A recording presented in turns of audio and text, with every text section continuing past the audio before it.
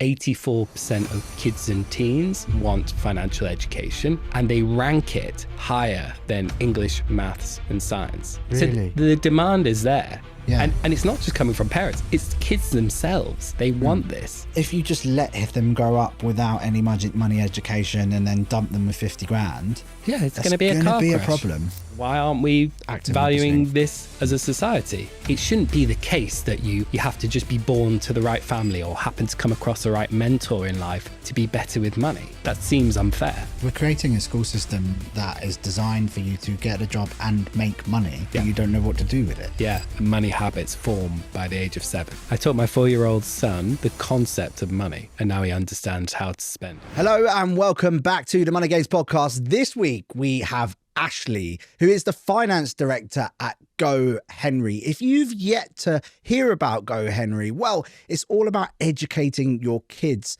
around money, and they have amazing products to help kids do that. But we didn't just discuss about this, we discussed all about his approach to investing, what he thinks about how people should actually get into the market as well for a long period of time. It was a super interesting conversation. You guys are going to love it. So stay tuned and let's get started on the Money Games podcast. The Money Games podcast. You know we've arrived. So Ashley, welcome to the Money Games podcast, man. How are you?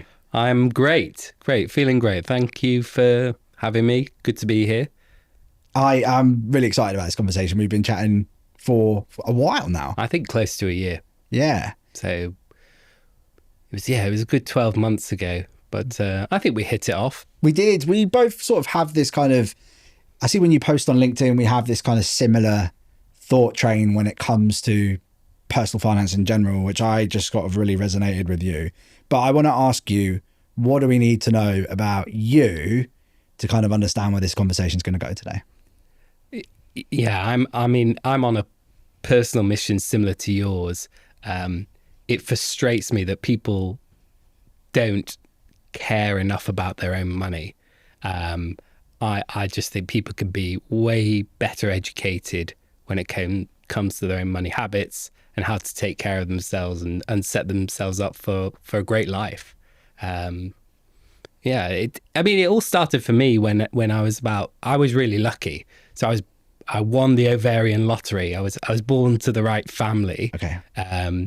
Who definitely instilled a saving mentality and not overspending. They didn't invest at all. But I had a grandpa who basically, with him when I was 11, he was like, "Do you want to buy some shares?" I was like, "What is this?" And that really sparked the whole journey for me. And then I dived into every single personal finance book that there is. I probably read them all. Yeah. We should swap notes afterwards, Yeah, actually. definitely.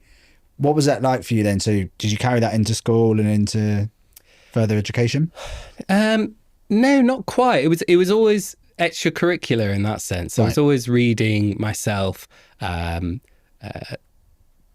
did maths, economics at school, English literature, went on to do economics at university, but always in the background, this was an obsession. So at university, I was trying to, we talked before, I was trying to be like a mini Martin Lewis. So I had personal finance blogs that I was blogging every other day. This is before social media. So blogging was big back in the day. Oh yeah, it still is. A little bit. Not the same, but No. definitely. No. So it was, that's really where it all began. And,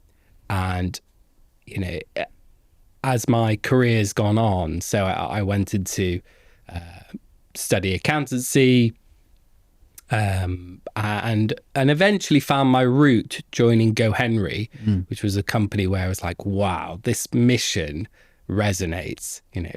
So the mission, I'm not sure if you're aware, so it's make every kid smart with money. Love and it. It's pretty hard to not love that mission. Yeah. Especially when you're as passionate about this as you or I are. It's a topic very close to my heart. Like I champion that more than anything. And I think it's just so important. Obviously your role there is extremely senior. You're finance director at GoHenry. Just to provide some context for people listening to this, like you're dealing with one of the UK's biggest sort of financial institutions right now. what's that look like for you on a day to day, man? That's a Well, big role. you built it up quite a lot there. Yeah. Woo. Look, I have a really good finance team around me. So if I can shout out to that team, Yeah, of course. they obviously do a huge amount of the heavy lifting with me. My role tends to be a bit more strategic, thinking about longer term, what's the direction that this business needs to go in, and good finance, like good personal finance, is kind of it works by setting goals and influencing stakeholders in order to get there and reach those goals. But the day to day, we have a great team, as I say, and we do all the normal finance function. I can go into it if you're interested. No, I mean more just like, what's a normal day look like for you? Like, how do you, as a finance director? It's interesting because I like understanding like how people like run their lives. Yeah. So there'll be a lot of reviewing data, reviewing metrics, Right.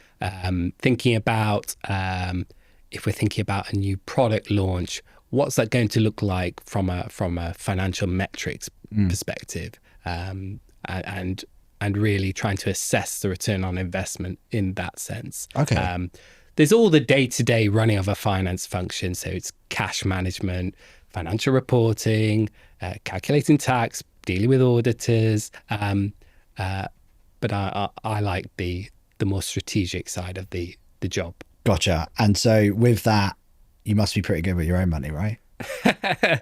I like to think I'm all right. Yeah. I've read enough. I've listened to enough of your podcast to know what I'm doing now. You. Yeah. No. I. It's always interesting because a lot of people, like even me, I find myself, I'm doing a video about something, and then I'm like, I should probably do that. Yeah. And I find that a lot of people, what they teach, then they actually need to go and check themselves in their own life as well. Do you find you have that problem as well? Always. Yeah. So I was doing a LinkedIn post about a proper global diversification, and I had some Vanguard funds, and I would realize I was quite heavily exposed just to the UK FTSE, Right. which you've always got room to improve, and there's always reasons to assess. Yeah. So I treat I don't know I bet you do this. So I treat personal finance a bit like a company might look at their balance sheet. So I'm looking at it every month. What's going on, what are the movements, where do we need to course correct?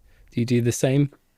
Not every month. I'm more probably 3 to 6. I'll have a reevaluation of like, okay, That's less obsessive than me. yeah, I used to be like that.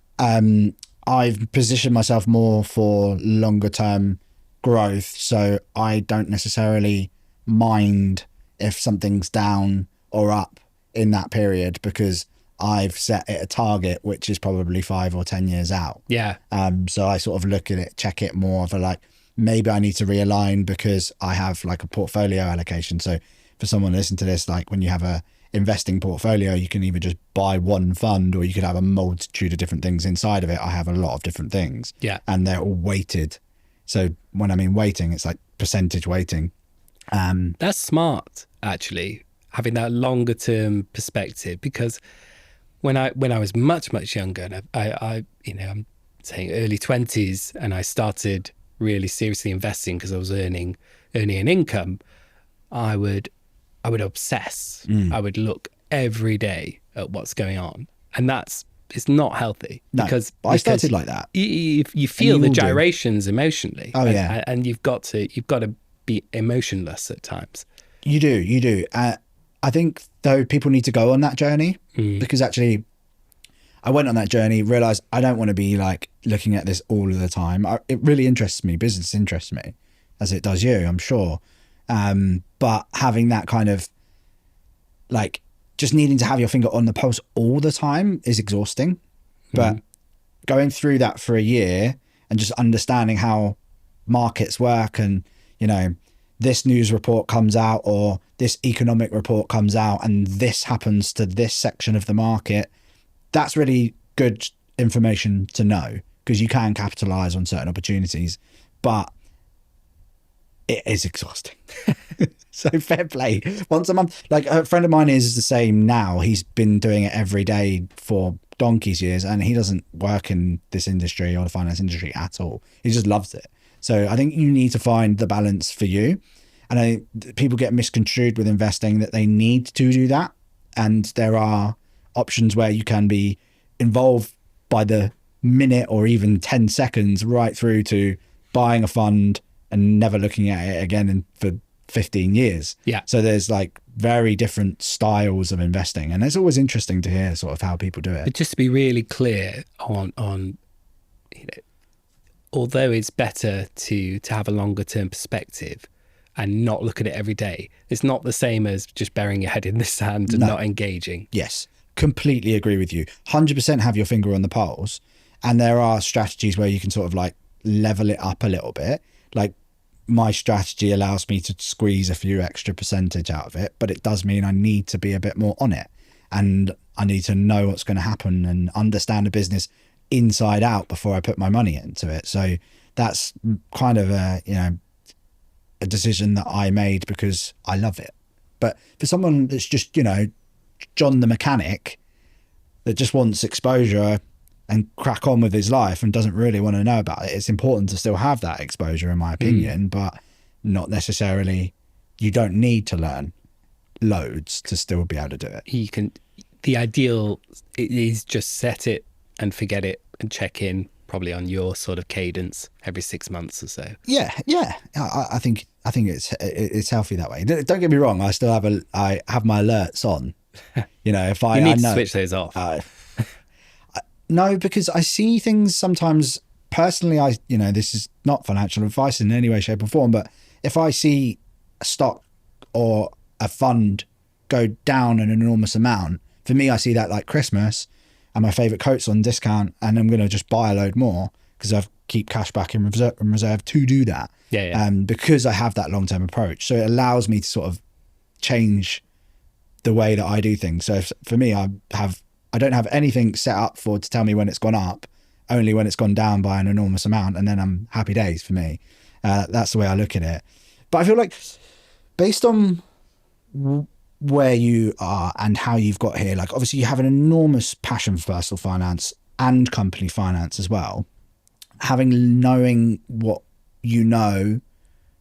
practically everything you've learned is American or needs an Oxford dictionary to understand, right? It's how financial education is set up. We're trying to simplify it. You are trying to simplify it. That's going to be my question, Ashley. Obviously GoHenry's on a mission to completely flip that on its head, starting with the younger generation to build a generation of kids who are financially aware, which I just think is amazing. And why GoHenry and why that mission?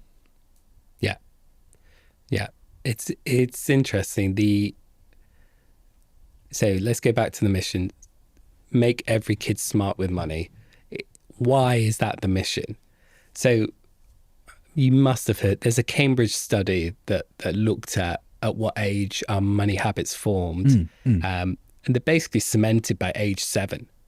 So right now, we actually have a national curriculum on financial education, but it's secondary school only. And if you're not a state school, so if you're an academy or a free school or a private school, it's effectively optional, right? But we would say that's almost too late. First of all, it should be mandatory.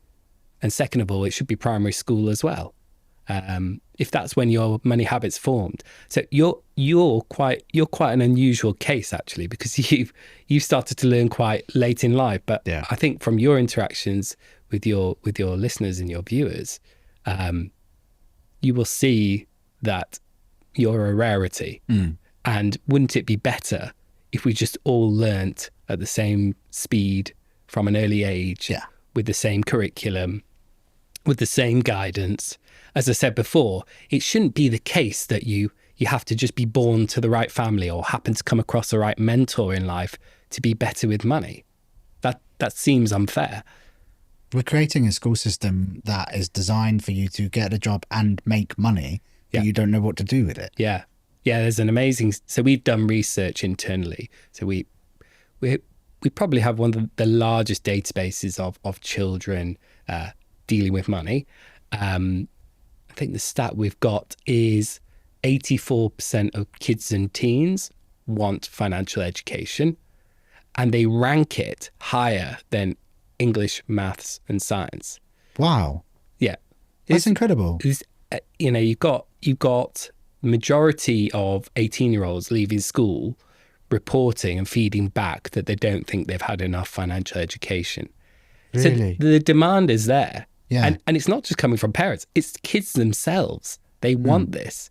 They're very aware and they enjoy it. They enjoy it more than English, science, maths. It's interesting because like a lot of the kids, for example, my sister's my girlfriend's sister, their kids are extremely financially savvy, and they're picking a lot up off social media and things at a very young age. How old are they? 16 and 14. Okay. And their knowledge versus my knowledge at that age is there's oceans deep. Yeah. And I just find it so fascinating, and they're all very interested in it, and they're asking me questions, and I'm like, you're 16. This is amazing. I'll happily talk to you Are about they throwing you at all? Throwing me? Yeah, I think so. But like in a good way. You know, I'm like, your mum's not asking me this, but you are. Like, wow. And I just find it fascinating how that generation's now, and I think perhaps it's technology and wanting to see the world be a better place, and that whole mentality, I was sitting on a park bench with a bottle of Lambrini at their age, so let alone like worrying about my personal finances. One of my favorite things to do at the moment is listen to podcasts while I'm out walking the dog. And as you can imagine, especially those about money. One of my favorites right now is coming from PensionBee, one of the UK's leading pension providers. The Pension Confident podcast is a monthly show hosted by the wonderful Philippa Lamb, who is joined on each episode by a panel of expert guests. They cover topics from pensions to mortgages, right through to ISAs. The Pension Confident podcast is available wherever you listen to your podcasts, or you can check out the show notes below for a direct link. When it comes to the show, it's important to remind you that everything discussed should not be considered as financial advice, and when you invest, your capital is at risk. Tune into the Pension Confident podcast right now. Society's definitely changed in that regard. Are you seeing that yourselves in the way kids are interacting now with personal finance and inside GoHenry? So GoHenry, I think has they have what we call money missions. So they've got in-app gamified content to help with financial education. So parents can encourage their kids to take the lessons and do the quizzes, and it's a bit like Duolingo but for personal finance. We did some research with St Andrews University on the behaviours of those kids who take those lessons. If a child completes all of Money Missions Level 1, which I think is about, I want to say, eight or nine lessons, short lessons, we've shown that they tend to save 50% more after that than before. So 50%? 50% more. Wow. So it's a very real impact that it will have on these kids' lives, and they will take that going forwards. And so it really is about just instilling the habits sooner rather than later. So your girlfriend's sister's kids, did I get that right? You got it. You didn't. I know. don't tell them. Yeah. No, but it's that's amazing that they're engaging. Yeah. It's cool. And hopefully they're instilling good habits. That's the thing. It's talk about sort of business return on investment. A little bit of engagement at a young age is going to pay dividends for their whole lives. Yeah. And society. Yeah. And actually, if we do sort that out by the time they get to investing age, it's actually going to make all of us hell of a lot more money because they're going to look after us in our retirement. Yes. But also, if they're putting money into markets, that generally means that our investments ourselves will go up because there's more money circulating into business and economies, and things will get exponentially better for us all if that happens. And I just think there's just no reason why that shouldn't work, and this is something that we could start to see in a matter of 5 years. from now if we manage to sort it out. And that kind of leads me on to the next thing. I know, Louise, your CEO, your co-founder, has been the GoHenry manifesto is something I really enjoyed reading, but that's obviously you guys petitioning the government for compulsory education in schools. Yeah. Big deal. Yeah. How's it been going? It feels like an uphill struggle at the moment, but we're really pleased to see the government's actually doing a school curriculum review. We're obviously putting financial education firmly on the table. If anyone else wants to join us on this mission, please just Google. We'll leave a link to it in the show notes. Please do. Please sign up. So anyone can make suggestions to the government on how the curriculums should change. So we're obviously advocating for mandatory and primary and secondary school education because it's important. I agree. I sat in on the Labour committee for SME for Labour, basically, and this was the number one topic. And it was very interesting to see how they planned on approaching it. For them, it was like, we have to put it in schools, which I was like, fantastic, brilliant. But the maths behind it, you'll love this, being a finance director, for me is the big problem that I don't think that they have addressed. And I think that may be one of the biggest stumbling blocks that we come across here. And I think the problem for me is that you're probably looking at in the hundreds of millions of pounds simply to train the teachers to be able to deliver education. And then my other problem with it, second problem with it, is the census of that information. What are you actually going to be teaching these kids? Because if it's coming from, look, trust is at an all-time low with government as it is. So how are we going to trust that you are going to give those kids the right information that's not like textbook, toe the line sort of approach, which, hasn't served us well in the past. So what's your thoughts on that? And have you thought about that as a company as well? Yeah, so so to be clear, there is already a national curriculum for financial education. The issue is that it's not mandatory. Our thinking. I've just had a complete brain freeze. Repeat the first bit of the question again. Yeah, so your GoHenry manifesto, the training for these teachers in schools. Yes. Yeah. So, look, I'm a parent of kids, and so I can see my son's in a primary school. I can see the workload on the teachers. We're not advocating that overnight teachers need to be able to teach financial education. We'll completely get it's going to take time to get there.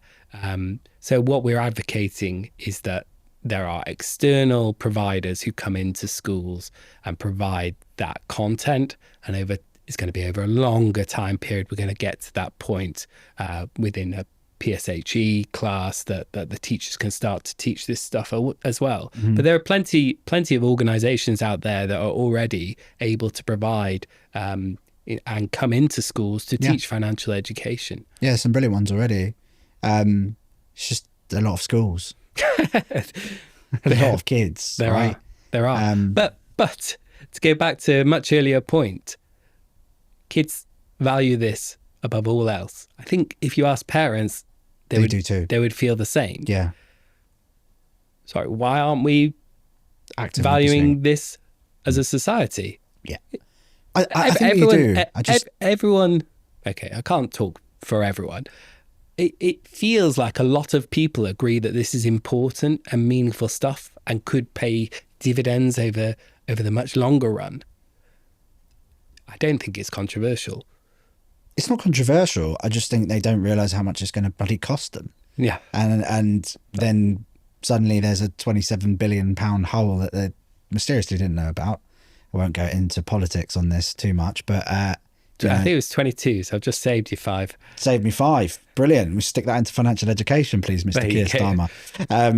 The problem I have with that is that, there's being cuts made in so many other areas. Yes, for us, this should be a priority, but are there other priorities ahead in their own manifestos and their own thinking? And that may well be the case. I look, I'm not a politician. I'm not a civil servant. So I can't talk to how government is going to prioritize this. It's obviously, being part of GoHenry, we think this is really important and we need to advocate for this. We have to fight this fight until we've won. So you're on board? 100%. You know I am. And I think it's massively important. But for me... we should shout out if there are any politicians listening and they want to experience the money missions, we are more than happy to accommodate that. I think a digital solution is the right way to go because kids are on technology more than ever.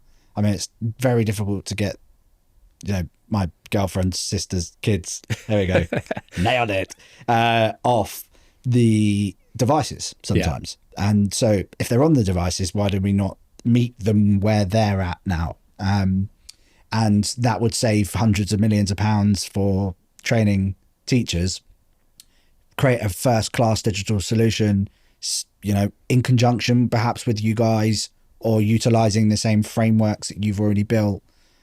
Do you want to come join GoHenry? I know what you're saying. Yeah. I know what you're saying. Look, we would obviously love to work with government. We think our content is great. Mm-hmm. It's been designed by teachers, by financial educators. So we're always open to a conversation. We have to be mindful, though, that not every school can afford iPads and phones Very in true. the classroom. So there's a balance to consider here, but GoHenry is always going to be willing to work with government to spread the message. Still a less of an investment, I think, than necessarily those training programs and stuff. It might, I haven't done the numbers, I think, but in my head, that seems like a more sustainable and long-term approach, because then if something changes, they then have to reteach, thousands of teachers, whereas you could just update an app and then send out an email. So it's interesting you make that comment. Our money missions tends to be evergreen content. So we're not talking about specific tax policy. Right. So it should just be good financial education and good habits, and a general understanding of money and debt and spending and saving and investing without needing to get too specific and then needing to change the content every 6 to 12 months.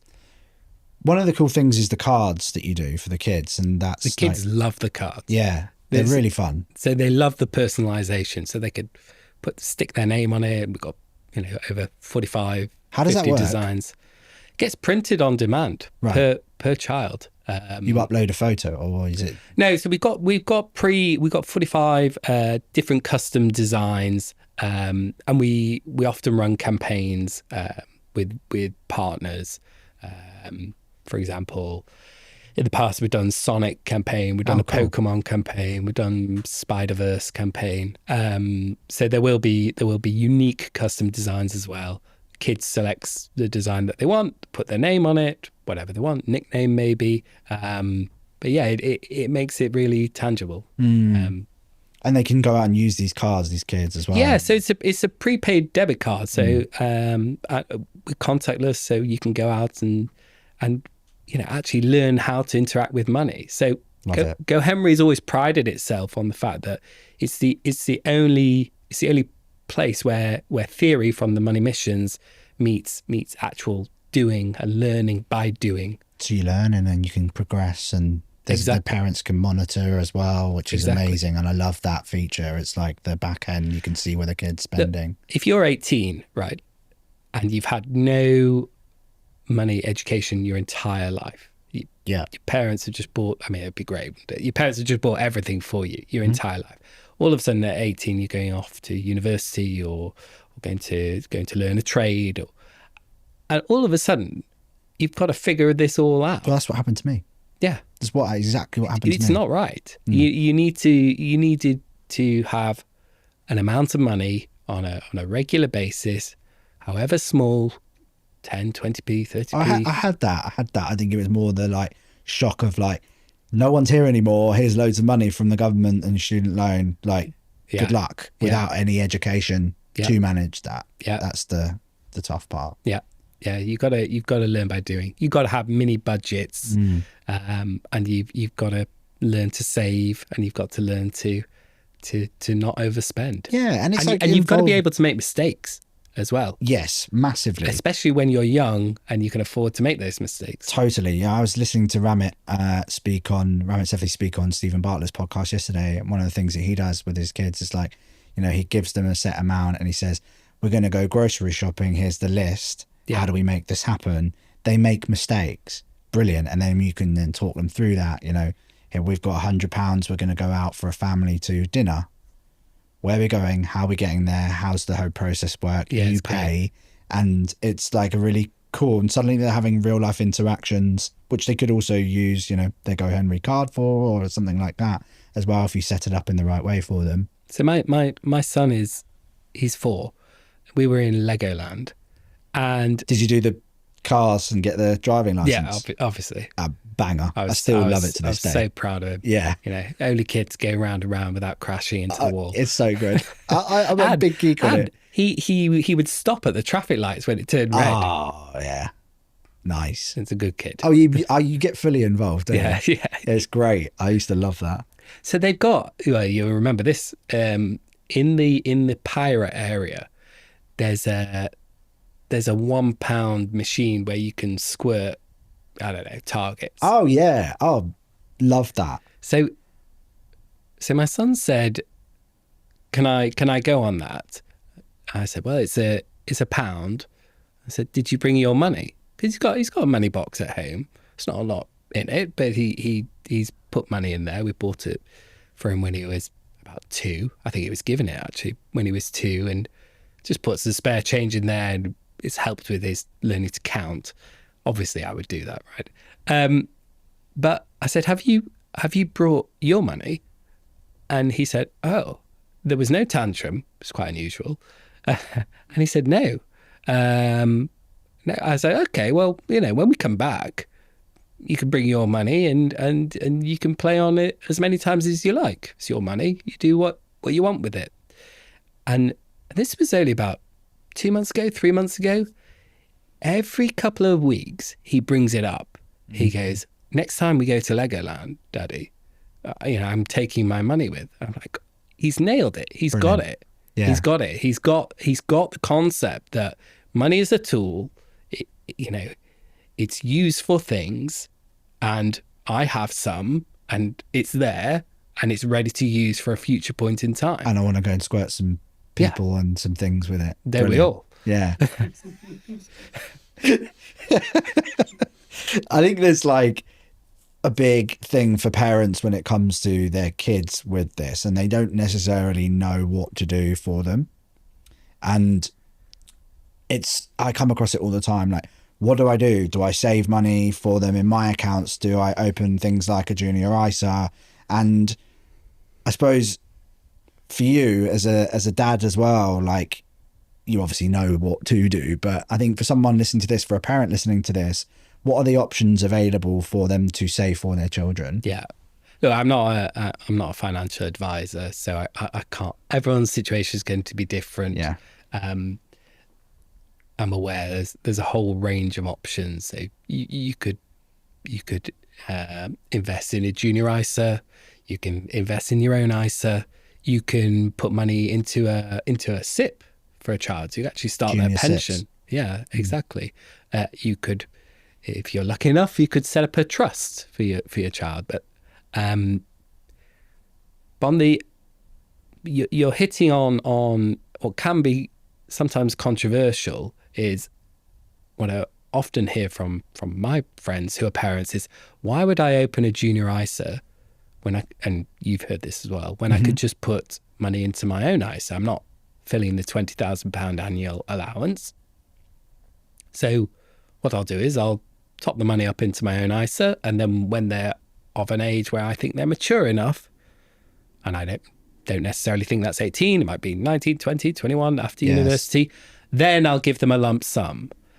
The problem with that is I think you're solving the wrong problem. So I completely sympathise with parents doing that, and I understand why they do that. they're very cautious. They don't want their kid to make mistakes with potentially a larger pot of money than even they had when they left school. But the problem is they're solving the problem of, how do I make sure my kid doesn't do something silly with their money? I'm just going to wait until I view them or deem them to be mature enough. Whereas the problem they should be solving is, how do I educate my child to make sure that they're comfortable with that money? I'm very much in the same camp of you on this. Yeah. And I get the completely, every child, you know your own child, every child's different. And I get exactly that sentiment that parents have. But I would just ask that they consider if they're solving the right problem.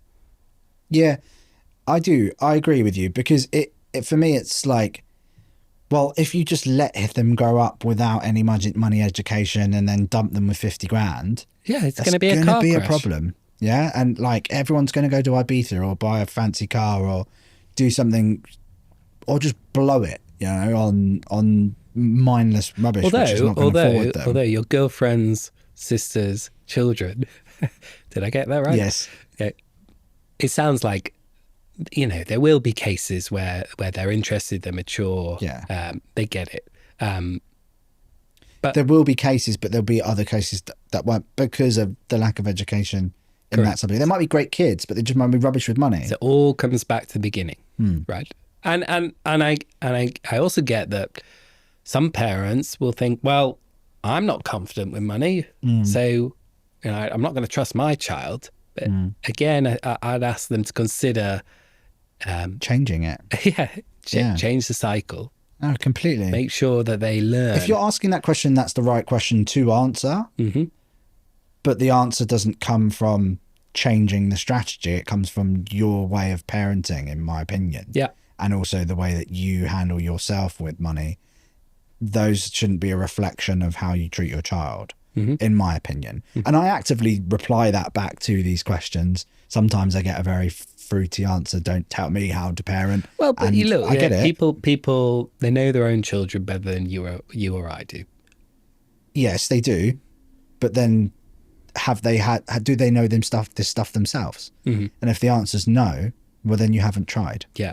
So I think that's the kind of conversation I have with this. I guess imagine two different scenarios. Back to your scenario, where you say, we put money into an ISA for you and here's a lump sum on a final day, right? When they turn 18.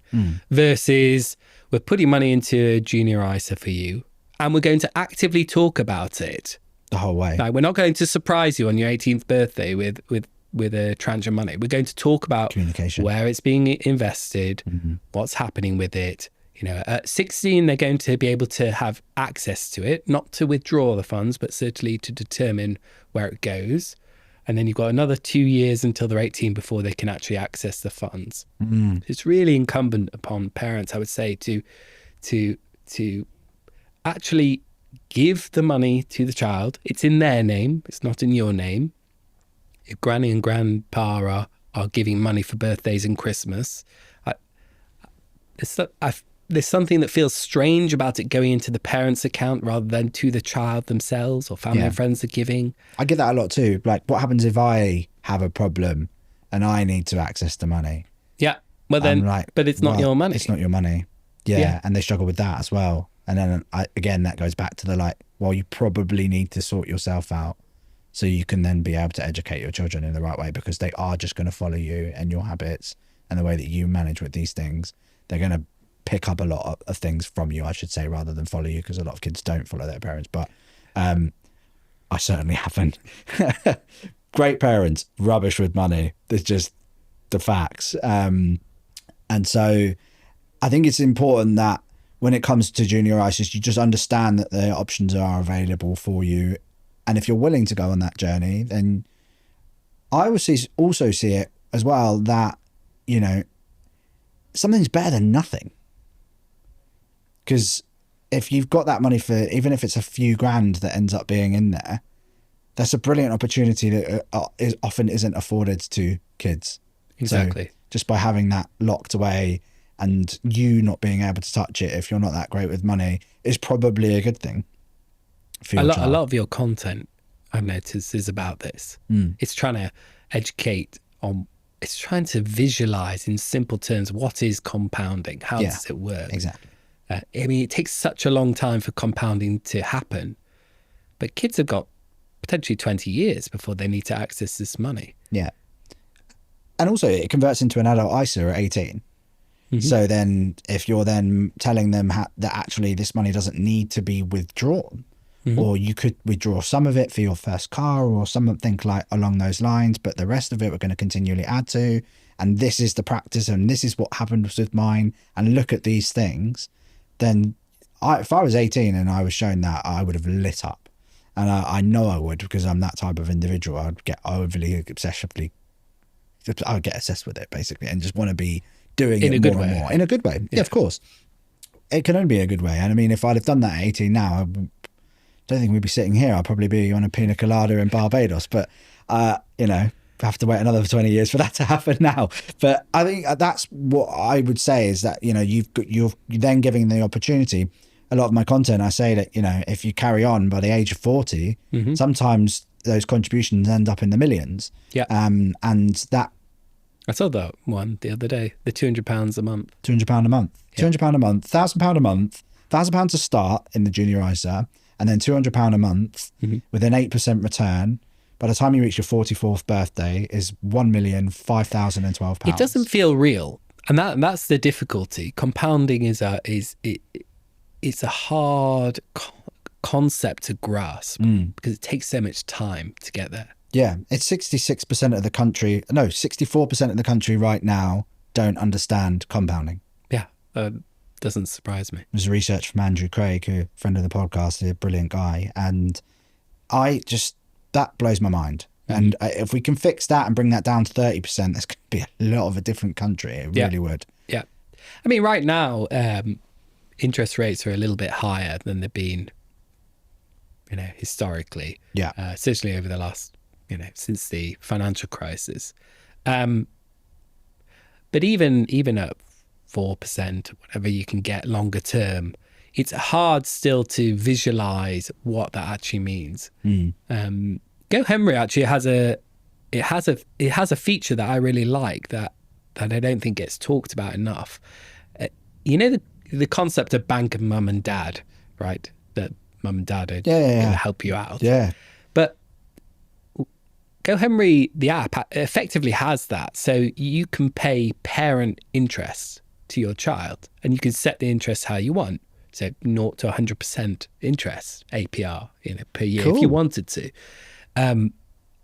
Using something like that will so help. You pay the interest based on their savings. Correct. So Smart. give them an allowance. Okay. Right. Each week or each month.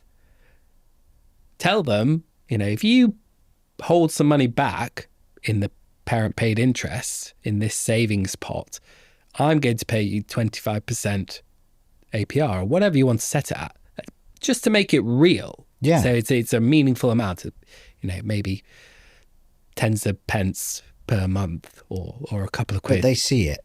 But they'll see it. Yeah, and I think it's a good tool to actually teach compounding in a bit more real time. Yeah, because then you could do those calculations with them and show them the growth. Well, I can't do the calculations. Yes, you can. You're a finance director. Of course you can. I mean it more like you could open a compound interest calculator online. Yes, you can. And just very basically show like, you know, it by the time you reach 18, that's one of your favorite links, isn't it? I love it. Yeah, I bet we use the same one. Calculator site. I'm not going to promote it. Yeah, it's great. And I encourage everybody to go and have a play with this, listening to this. Yeah. Go and have a play. Have a look at what your savings rate from your bank will give you, and then go and have a look at, say, basic returns on the stock market, 8 to 10%. Have a play with that over periods of time with your monthly contributions, and tell me it does not blow your mind. I'm on track to have over £5.5 million in retirement, and I'm not saying this to brag, guys. I'm saying this because I am an everyday person just like you. So what does that actually mean? Well, it means that it's actually possible for you to build life-changing wealth too, no matter where you're at on your journey, your age, your knowledge, or even your current financial situation. So Sammy, how do I sort that out? Well, I've created something super cool, which literally takes 1 minute of your time. I've left a link in the show notes to a free money personality quiz, which will provide you guys with a free tailored content plan based exactly where you're at on your financial journey. Once you filled it out, you're sent the steps to start getting you results from day one. And then once you're ready, you can then move up to the next step very easily too. It's not judgy in any way. It's totally free to do, and it's actually really good fun too. Simply head down to the show notes and click the link there where it says to do the quiz and get your free money action plan right now. Now back to the show. You know, sometimes when you look at it like 25 and 30 years, you're making more back in a year than if you were invested in the stock market and had an average year's return, for example, than you would for your salary, tax-free from a stocks and shares ISA if you were to withdraw that gain that year, which blows most people's minds to smithereens. Yeah. And this is like me putting in 150 quid, 200 quid, even 50 quid in a month for a long period of time. So it is one of those things. Once people get past that and then they go, oh yeah, but then how do I do that? I say, well, you're already doing that if you have a workplace pension. So because you don't see it, net income come into your account and it's already come out, still happens. Yeah. It's just, it happens for you. So what happens if you just set it up so it does it for you automatically as well, and it just happens? Why do you think people don't? I did a LinkedIn post last night. People in this country don't invest in the stock market as much as they do in the US. So I think it's 25% of people do versus 60% in the US outside of pension. Outside of pensions. Confidence, I think it's a big one. Moneybox did a study recently, went around the country asking about investing confidence, and it's just extremely low across the board. But they're much more confident about managing money and savings and weirdly credit cards and things like that as well. So I think it's one of those things where it's difficult to, it must be coming down to an education piece. And in America, they have Dave Ramsey, Ramit, Tory Dunlop. There's leaders in the celebrity financiers. Exactly. On television every day. So it's pretty hard to miss these people. They're given that kind of level of A-list celebrity status. Whereas here we have Martin, and that's it. We're trying to change that now. And you? Well, I'm joking. We've got a long way to go to even be close to Martin. And, rightly so. He's done a fantastic job for this country. But other than him, that's it. And there's still 68 million people in this country. And for me, there needs to be a few more having those types of conversations that connect with different groups and individuals and diversification across different communities and cultures. And I think it's massively important that we just continue to sort of fight that good fight. And that will change things for lots and lots of people. Social media is doing that, and it is helping. And a lot of my investing content does very, very well because everyone, and I break it down for the everyday person so they can understand it. People want to learn. They want to learn.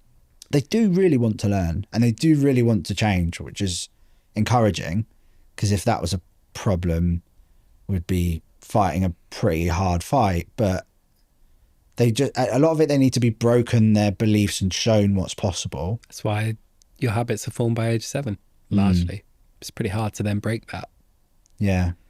I read a really good study. I'll send it to you. It's from an organization called TISA. They took a sample of several thousand Brits and said to them, I've seen you've actually had similar content to this. They've said to them, what is the likelihood over a 10-year period of losing money in the stock market? Yeah. You know where I'm going with this. Yeah. And the average Brit says, the likelihood of having less money at the end of 10 years is about 30%.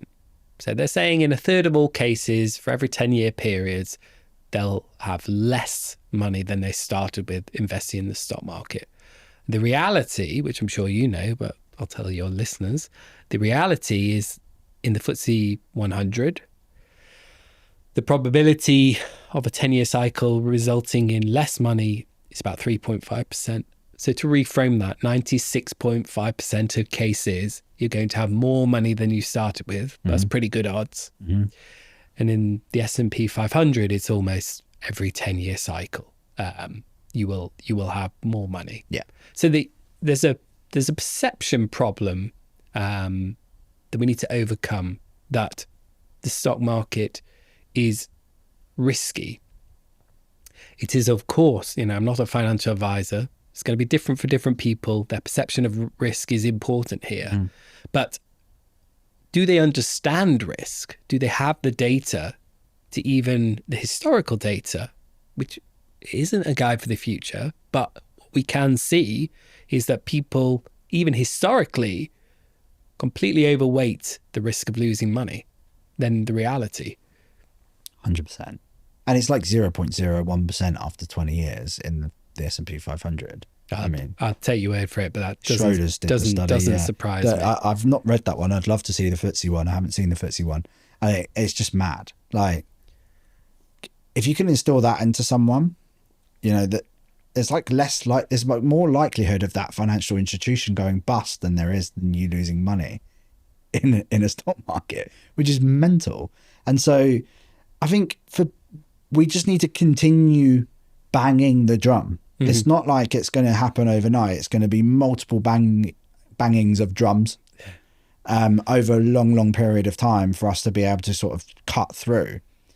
And for me, I've always said this, like, if I can change 1%, I've done my job. That'd be a lot of people. It's a lot of people, right? So that's my goal. But if we get financial education mandatory on the curriculum, we'll change a lot of people's lives. 20, 30, 40%, it goes into exponential levels. I totally agree with you. Yeah. And there's multiple petitions out there to sort this out. That's why GoHenry does this. So we're obviously a paid for service, but the mission is make every kid smart with money. This is the best way to do it. Yeah, I think you guys are just doing a fantastic job. I love the brand. I think that it's cool. I think Louise is great. Every time I listen to her, I just think I get so inspired. And you need someone like that to carry forward a company. And it's lovely that she's so passionate about this topic. And I think it comes across in everything that you guys do. So yeah, that's why I really wanted to have this chat today, because I think it's one that just gets overlooked a little bit in our circles. Yeah. Even though everyone sort of goes, yeah, I'm totally for it. They don't really have the chat. Yeah. And so it's nice to be able to sit down and just actually go, let's have a chat. Let's talk about this properly. Look, if people want to help, right, how do they help? Write to their local MP. Tell them that, I care about my kids being financially educated in primary school, in secondary school, it being on the curriculum, it being mandatory. Join us. The curriculum review is happening right now. Write in, offer your suggestions. All of this will help. Yeah, it will. It really will. Is there anything else that we're missing about GoHenry that we haven't sort of touched on today? Because there's some really cool features there that I think a lot of parents listening to this and a lot of future parents will love. Yes. Not specifically GoHenry, but I would just encourage everyone, like you do, like I do, to talk to young people about money. Don't shy away from the conversation. They're smarter than you think. They can handle it. When you're out and about, if you've got young kids, my son loves doing contactless, and it forces a conversation. What is that? Where does that come from? He's 4. He can get it. Everyone else can get it. We just got to talk. It's such a taboo in this country. We've just got to talk a bit more openly about money. Yeah, they do in America. It's so weird. Like, it's completely, we're so stiff upper lip and money doesn't grow on trees type mentality. It won't surprise you that obviously I'm going to say GoHenry is a good app for forcing this conversation. Yeah. Because it's going to do the spending, the giving, the saving, all with parental controls. It's got the gamified money missions. But the most important thing, again, I'll repeat it, is just talk to your kids about money. Yeah, I completely agree with you. Actually, I've absolutely loved this conversation. Yeah, it's been great. I think on your LinkedIn, you love talking about these types of topics. Yeah, I think I do. You do. I do. You go Guilty. really deep. Yeah, you go really deep. They're really interesting, and it's nice to see someone that like cares about the future of kids, but also showing their actual way of doing it. Yeah. And what could be a possibility for you if you were to take this type of action, which I think is cool to see. What's one of your favorite topics of talking about in personal finance, you think? Such a curveball. What do I love talking about? Right now, what I really love talking about is making sure that people actually think about their pension. So you brought up auto-enrollment before. Most people are putting money away without thinking about it too much. The piece that bothers me is that if you never log in to your pension platform and you just assume that it's all good, you actually run the risk of being put in a default fund that may not be appropriate to you. So if you're in your early 20s, your employer has picked a cautious fund because that's the one fund that's got to apply to all of the employees in the business, going right to pre-retirement. If you've never logged in, you might only be earning 2% a year, when you should consider that if you're quite young, you might want to consider investing for the much longer term with a greater exposure to equities, getting 7-8% a year. But if people don't engage, they just get that piece of paper from their employer and they never log in again. Oh, yeah. Yeah. They are harming themselves, potentially to the tune of tens of thousands, hundreds of thousands over the course of their career. So I'd really, I really want people to log in to their pension It's and just still check. your money. It's your money. It's what I try to tell people. They're like, it doesn't, 57, Yeah. I'm like, so? Yeah. Like, Yeah. what if you get there? It comes back to understanding compounding. A 30-40 year career at 2% versus 8%. People need to go on the online calculators and do the maths. 100%. I went through it with my uncle the other day. Like, we went through his pension, went through everything properly, just had a little look at it together because, family, we look after each other. And he has a really solid pension. And now he's actively putting money into an ISA. And we did the calculations and worked it out. And he was like, well, even alone with my ISA, that's mental. Then I put that on top. I'm actually earning more from that now than when I retire, I'll be earning more a year. Yeah. I was like, yeah, that's what's possible.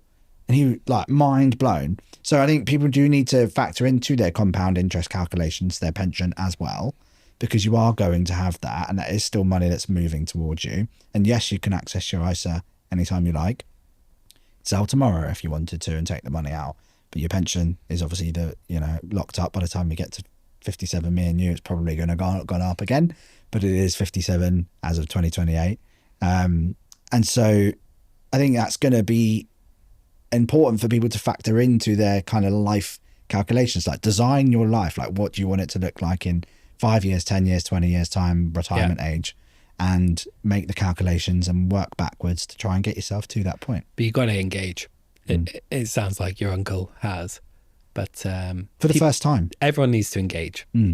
Which is awesome. Like, I'm so happy he did. Because he's gone through life just going, pension. Yeah. And now he's got to a certain point and he's like, I'm in quite good money. I should probably sort this out. Yeah. He's had his letter through and seen how much he's got. And he's like, whoa, okay, I need to pay attention to this because it's a lot of money. So yeah, I think it's been such a really cool conversation. We've kind of really spanned across financial education for kids, loads about GoHenry and what you guys are up to. I definitely encourage people to get involved in the manifesto. We will 100% link to that in the show notes. It's something that's really close to my heart, and we will actively help you guys as much as we possibly can. As you know, we always do. And so Ashley, where can people find you, man? LinkedIn. That's it. He's good on LinkedIn. People definitely go and check him out there, and obviously GoHenry as well. Go and check out GoHenry. Yeah. Brilliant business in our eyes. So Thanks very much, man. I've loved this. Thanks for having me. It's been a pleasure. Great. Cheers. Thank you. Wow, what a conversation with Ashley that was. I particularly loved how he's actually teaching his son about the concept of money from such a young age. I think he's 4 and he is getting it already. It's amazing what you can do when you start teaching your kids at a young age. Brilliant conversation, but make sure you stay tuned. Next week, we'll be back with another episode and we'll catch you guys on the next one. Peace.